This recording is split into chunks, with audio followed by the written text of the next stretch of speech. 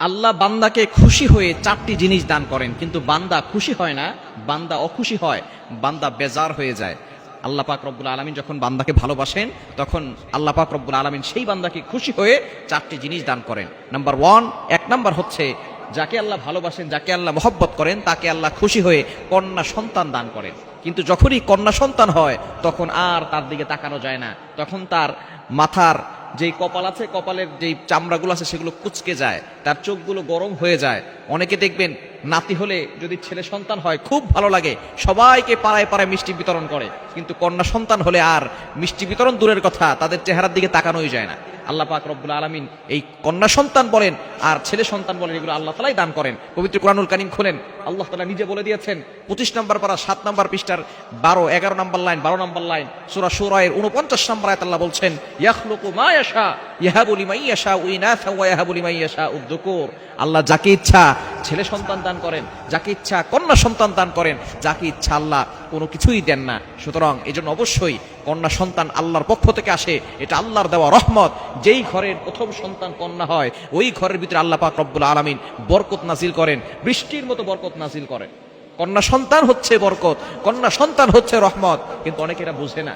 দাদি নানি যারা আছে, এরপরে দাদা দাদি যারা আছে, এরা দেখবেন ছেলে সন্তান হলে খুব খুশি হয়, কিন্তু কন্যা সন্তান হলে তারা খুশি হয় না। যারা খুশি হয় না এদের মস্তিষ্কের ভিতরে কুকুর পায়খানা করেছে, এই জন্য তাদের এই অবস্থা। যার কারণে আল্লাহর বিধান, আল্লাহ পাক রব্বুল আলামিন কন্যা সন্তান দিয়ে খুশি, কিন্তু আপনি কেন অখুশি হবেন? যদি ছেলে সন্তান হলে মিষ্টি বিতরণ করা হয়, তাহলে কন্যা সন্তান হলে পুরা গ্রামে মিষ্টি বিতরণ করা দরকার, কারণ আল্লাহর পক্ষ থেকে এটা হচ্ছে রহমত, এটা হচ্ছে বরকত। সুতরাং এক নাম্বার, আল্লাহ তাআলা বান্দাকে খুশি হয়ে কন্যা সন্তান দান করেন, কিন্তু বান্দা নারাজ হয়।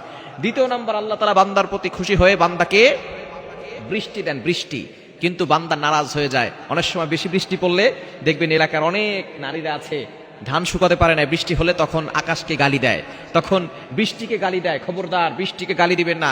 নবীজি সাল্লাল্লাহু আলাইহি সাল্লাম নিষেধ করেছেন বাতাসকে গালি দিবেন না, এটা আল্লাহর পক্ষ থেকে আসে।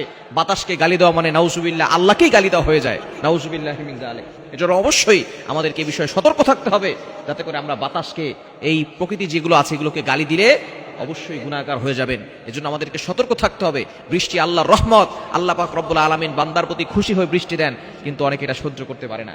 তিন নাম্বার হচ্ছে আল্লাহ বান্দাকে খুশি হয়ে যেটা দেন সেটা হচ্ছে মেহমান, কিন্তু অনেকে মেহমান আসলে আর তাদের চেহারার দিকে তাকানো যায় না। মেহমান হচ্ছে আল্লাহর পক্ষ থেকে রহমত, মেহমান আসলে তাকে আপ্যায়নের ব্যবস্থা করবেন, আপ্যায়ন করার চেষ্টা করবেন, তাহলেই আল্লাহ তাআলা আপনার ঘরের ভিতরে রহমত বরকত নাজিল করবেন। চার নাম্বার হচ্ছে অসুস্থতার নিয়ামত, অসুস্থতা আল্লাহর পক্ষ থেকে আসে, আল্লাহ বান্দাকে খুশি হয়ে দেন, বান্দার গুনাহ খাতা আল্লাহ ক্ষমা করাতে চান, গুনাহ না থাকলে আল্লাহ তাআলা মর্যাদা বৃদ্ধি করতে চান, কিন্তু অনেকে অখুশি হয়ে যায়। সুতরাং এই চারটি আল্লাহর পক্ষ থেকে নিয়ামত, এগুলোকে নিয়ামত মনে করে আপনি আল্লাহর শুকরিয়া আদায় করেন।